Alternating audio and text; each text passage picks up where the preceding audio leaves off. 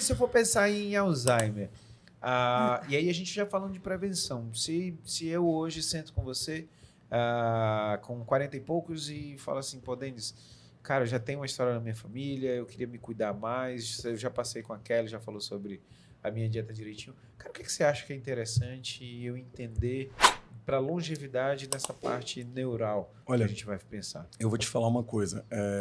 Falando agora, não falando em religião, mas falando de uma coisa que eu admiro muito, né? Os adventistas têm os 8 remédios naturais, em que um deles é o exercício físico. Né? E eu sempre que eu converso com um paciente, eu converso sobre esses 8 remédios, até porque a gente fez uma pós-graduação de medicina adventista e saúde do estilo de vida.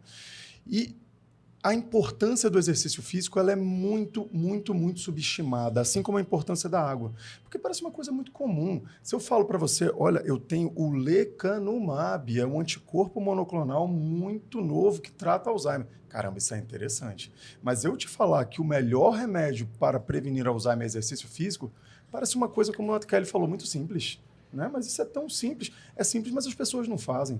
Eu sempre prescrevo para paciente que quer prevenir Alzheimer e que quer prevenir enxaqueca exercício físico aeróbico, pelo menos 3 vezes por semana, por pelo menos 30 minutos seguidos, com um adendo para quem tem enxaqueca, que não pode chegar numa frequência cardíaca muito alta. Quem tem enxaqueca é um exercício físico mais leve. Mas assim, doutor, 3 vezes por semana exercício físico, toda vez que eu recebo essa pergunta, eu respondo da mesma forma. Quantas vezes você escova os dentes por semana? Né? Os odontólogos me veem aqui, vão brigar comigo. Mas se tudo der errado, gente, existe dentadura.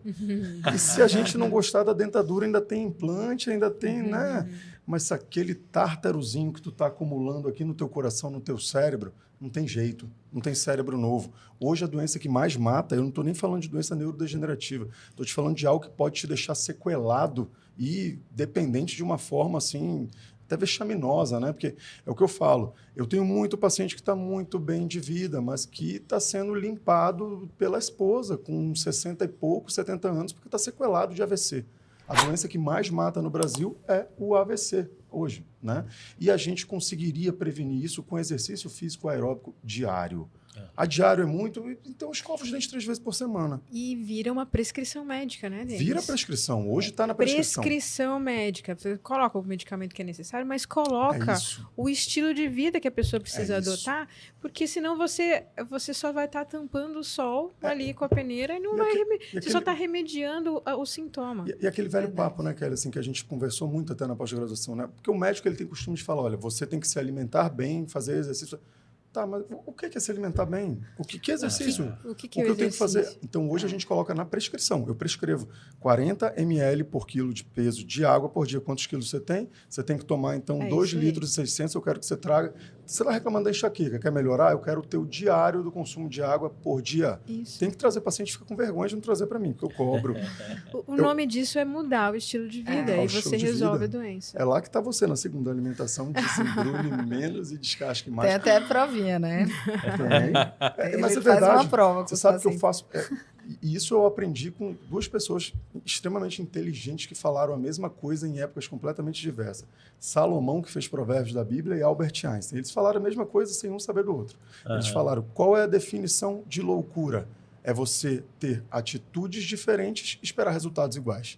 Né? Se eu tenho atitudes iguais eu sou ótimo com resultados diferentes. Ditado. Atitudes iguais. Atitudes iguais. Eu te entendo. Insanidade. Mas por que isso? Porque, sabe uma dificuldade que eu tinha em tratar enxaqueca? Está lá no livro. Vocês podem não confiar em mim, está no livro. Você vai passar esse remédio, depois de 6 meses você vai começar a desmamar. Mas o que esse remédio vai fazer no cérebro da pessoa? Ele vai mudar anatomicamente alguma coisa? Que eu vou tirar o remédio, ele vai parar de ter enxaqueca? Eu tenho que fazer o que Salomão e Albert Einstein falou. Atitudes diferentes. Que atitude diferente? Eu vou tomar mais água, eu vou me alimentar melhor, eu vou fazer exercício físico. Né? Então, isso vai em prescrição. Sono e a última é gerenciamento do teu estresse. O que mata não é a quantidade de estresse que você tem por dia, como você lida com ele. Né? Olha, eu vou chegar num ponto interessante que, assim, cara, depois que eu tava na minha vida tranquila, minha esposa fala assim, de repente você abre um podcast, muda todo o jogo e a minha cabeça vai. E eu comecei a fazer yoga. E quando você começa a fazer yoga, eu fui falar, a professora veio aqui, E eu disse para ela, poxa, eu acho legal, tem a Yoga Nidra, que a gente faz 6 horas da tarde na sexta-feira, de 6 às 7h30. Cara, eu já saio de lá, já ligo para a esposa e falo assim, cara, bota um vinhozinho aí, vamos...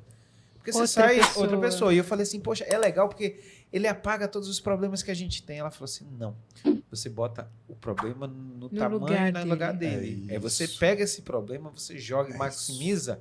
E quando você se entende e chega até, volta um pouquinho, a gente está falando da mente sã incorpórea. É o seguinte, se eu como mal, se eu tô cheio de problema e se eu não me alimento, se eu não tenho, não faço exercício físico, cara, o meu corpo, a minha mente, isso aí vai estar tudo, para mim é uma ebulição, né? O corpo está em ebulição, aí a hora que dá uma faísca que é na pele, né? A dor de cabeça, a enxaqueca, você vai ter muitas coisas que vai vir da soma dessas bombas. Mas sabe, tem muita gente que pensa, Jefferson, também na questão de eu já estou fazendo por esse lado, então isso aqui não vai me afetar. Por exemplo, eu já me alimento bem e eu faço exercício físico, então eu ter estresse não vai me causar grandes problemas. João Paulo Diniz está aí, né? Dono do Grupo Pão de Açúcar, triatleta que morreu de infarto. Por que ele morreu de infarto? Né? Como era o gerenciamento do estresse? Né? Então, o que eu digo, tem gente que tem 200 milhões de estresse por dia, mas sabe lidar com aquilo. Ele saiu do trabalho, ele não sabe quem é aquela pessoa do trabalho, ele não leva para casa, ele sabe curtir um momento ali com a família, ele sabe esquecer aquilo que ele não pode resolver. Né? E eu tenho aquela dona de casa que está lá, mas não que ela tenha pouco trabalho, mas que ela tem um problema, tem uma goteira aqui, ela está o dia inteiro sem goteira, e é ela que vai morrer do estresse. Né? Então, é o jeito que eu lido com aquilo. Né? Isso tá muito linkado. Não dá para fazer 9 dos 10 mandamentos. Né? Eu preciso. E assim, todos. Falando de exercício físico, hoje, terapeuticamente falando, o tratamento de qualquer doença mental, ela vai estar relacionada. Ela precisa ter uma prescrição de exercício físico. E qual exercício físico? Sim, e às vezes mais de uma vez, desculpa, Jefferson, às vezes mais de uma vez por dia. Então, é possível, você coloca lá, você vai ter o exercício de manhã, né? Depressão é um desses, né? Sim. Você vai ter exercício de manhã e à tarde você vai lá e faz o exercício de novo. Você está dando serotonina. Mas então, a gente pode ter esse overtraining, né? A gente vai ter esse monte de exercício. Nós estamos falando de um caso de uma doença específica, onde já se sabe que é movimentando o corpo, que é trabalhando o corpo, que você vai trabalhar a mente também. Então, vira, sim, um medicamento que a gente precisa potencializar para tratamento dessa doença. Uma coisa que eu aprendi, Kelly, e aí foi com a nutróloga falando sobre natação. A natação, ela fala muito assim, criança, falando da dificuldade, às vezes, da criança começar a perder peso com natação porque dá polifagia. E eu lembro muito bem que assim, eu falava para minha esposa, cara, eu sou triatleta, então assim, corro, pedalo. No dia que eu nado, cara, parece que abre um buraco na barriga que assim, não tem. E assim, pô, eu vivo bem regradinho, só que, cara, nadou, mas ao mesmo tempo, para as pessoas que têm ansiedade, principalmente fazer uma natação ali no final da tarde, o sono, a qualidade de sono é um absurdo. Que parece Rivotril, parece qualquer outra medicação, porque você apaga... Desmaia. Você tá entendendo? Não tem impacto, não tem nada. Então, a natação para essa turma, e eu comecei a prescrever, quando a gente fala sobre estilo de vida, a gente vê lá, o cara tá pré-diabético, o que faz? Muda estilo de vida. O cara tá com pico hipertensivo, o que faz? Estilo de vida. Isso. O cara tá no sobrepeso, o que faz? Estilo de vida. Isso. Só que a gente, na faculdade, a gente não aprende como é que se faz isso.